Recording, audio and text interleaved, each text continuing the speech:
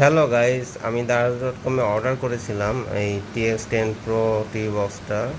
আগের TV box যেটা ছিল এটা MX-Q Pro 8K। এটার ভিডিও হয়তো বা আপনারা আমার চ্যানেলে দেখেছেন এর আগে, কিন্তু এটা অনেক দিন হয়ে গেছে, তো প্রায় 1 বছরের মতো হয়ে গেছে। আর কিছুটা ল্যাগও করছে, যে কারণে নতুন একটা অ্যান্ড্রয়েড টিভি বক্স অর্ডার করেছিলাম দারাজ.কমে। অর্ডার করা টিভি বক্সটা চলে এসেছে। এটা হচ্ছে TX10 Pro। একটা 8K লেখা আছে, Android TV box, CPU 4K, 8K supported. দেখা যাক, এটা আমি অন করব। তো এটা একটা নতুন মডেলের। এর আগের মডেলটা ছিল TX9 Pro, আর এটা হচ্ছে TX10 Pro। এটার সাথে যে রিমোটটা আছে, কেবল আছে, পাওয়ার অ্যাডাপ্টার আছে, টিভি বক্সটা আছে। এটা হচ্ছে লেখা আছে 128 GB, বাট এটা লেখাই থাকে, বাস্তবে এত পাওয়া যায় না। এটা হয়তো বা 2 GB 8 GB ভেরিয়েন্ট হবে, সেটা আমরা টিভি বক্স যখন ওপেন করব তখন দেখব। আর এটা মেড ইন চায়না।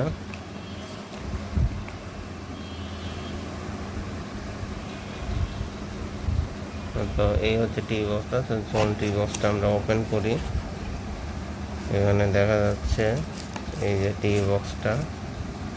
এরপরে আর কি কি থাকবে দেখি আমরা।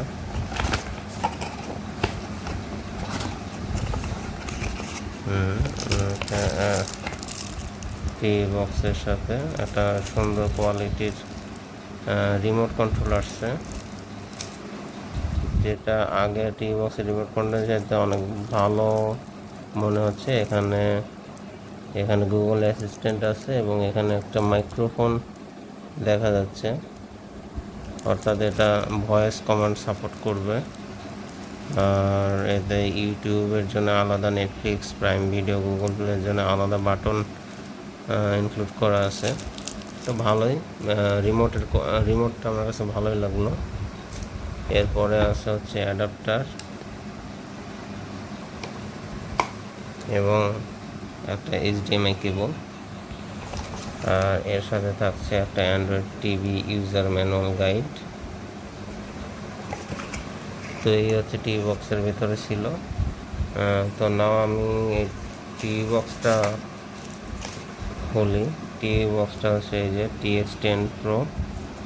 এটাই হচ্ছে সেই কাঙ্ক্ষিত টিভি বক্সটা।